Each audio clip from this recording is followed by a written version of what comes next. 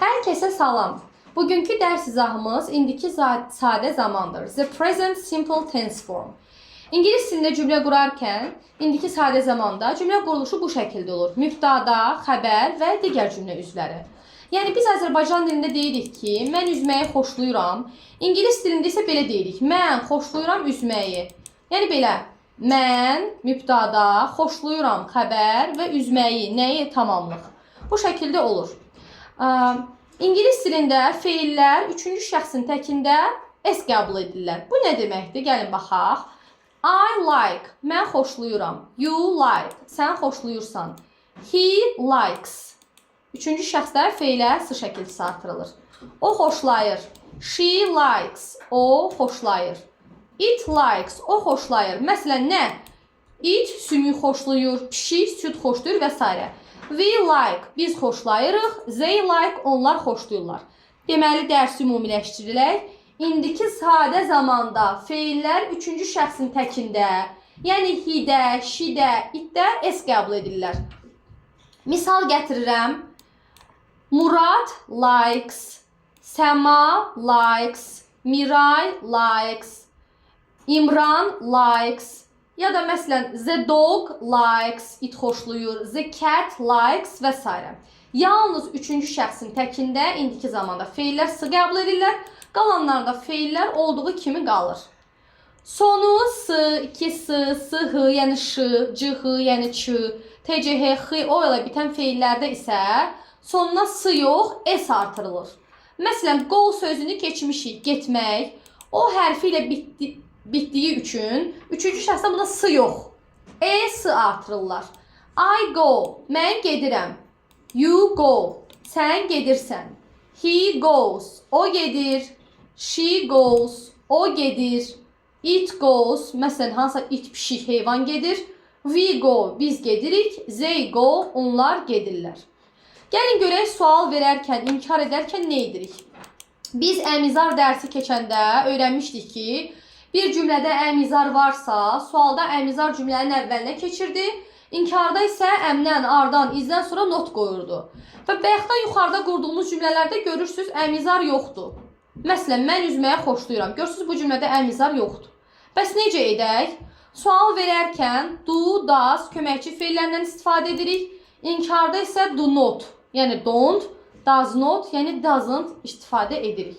Gəlin görək, hansı şəxs əvəzliklərindən, hansı üzvlərdən nə olur? Deməli, mən, sən, onlar, biz, yəni I da, we də, you da, they də bunlara sual verərkən do, he, she, itə sual verərkən does istifadə edirik. Məsələn, mən üzməyə xoşlayıram. Sual versən, sən üzməyə xoşlayırsan, you olduğu üçün do verirəm. Do you like swimming? Do we like swimming? Do they like swimming? Onlar üzməyə xoşlayır, biz üzməyə xoşlayırıq. Siz üzməyə xoşlayırsınız. Amma üçüncü şəxsin təkinə, yəni bir insana, bir şəxsə, bir oğlana, bir qıza, bir heyvana sual verərkən do-nun əvəzinə does ilə sual veririk. Səbəbini izah edirəm. Niyə does-la sual veririk? Biz axı yuxarıda qeyd elədik ki, feillər üçüncü şəxsin təkində s qəbul edir. Üçüncü şəxsin təkinə sual verəndə bu həmin üçüncü şəxsin təkinə artırdığımız s, do sözünün arxasına artırılır. Do da o hərfi ilə bitdiyinə görə s artırılmır. S artırılır. Ona görə he-yə, she-yə, itə sual verərkən biz does deyə verəcəyik sualımızı. Misal gətirirəm. Do you like swim? Sən üzməyə xoşlayırsan? She-yə sual verəndə belə olur. Does she like swim? O üzməyə xoşlayırmı? Burada nəyə diqqət edirik? Does she like swim deyəndə burada does-ın s-sı olduğu üçün ta she-yə bura likes yazmırıq. Eləcə like yazırıq. Çünki buradakı s, do-nun böyrünə bandı oldu does. Ta bu tərəfdə s yazmağa ehtiyac yoxdur. İnkarda isə don't, does not olur. Burada daha aydın nümunələrlə izah eləmişəm. Gəlin indi onlara baxaq. Aha.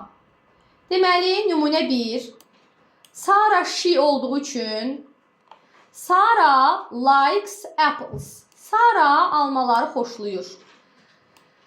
Sual verəndə Sara she olduğu üçün does-la sual veririk. Və bu s, do-nun dalına hoppandı oldu does. Does Sarah like apples? Sara almaları xoşlayır. Sarah does not like apples. Sara almaları xoşlamır. 2-yə baxıram. You eat chips. Sən cips yeyirsən. You'ya sual verəndə do ilə sual veririk. Do you eat chips? Sən cips yeyirsən. İnkar verəndə you don't eat chips. Sən cips yemirsən. 3-ə baxıram. The cat climbs the tree. Pişik ağaca dırmanır. Pişik orta cins olduğu üçün dırmanmaq sözünə bir s artırdım. Pişik ağaca dırmanır. Sual verəndə does the cat climb the tree? Görürsünüz, burada climb'ın yanında s hərfi yoxdur. Niyə? Çünki buradakı s hoppandı bura, donu da elədi does və artıq burada s yoxdur. Does the cat climb the tree?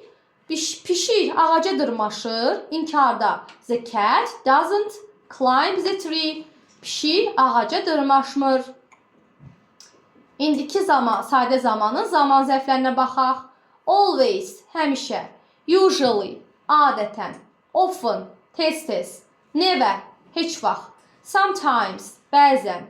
Today, bugün. Every day. Every'nin böyrünə digər zaman zərflərini artırırıq və söz düzəldirik. Every day, hər gün. Every week, hər həftə.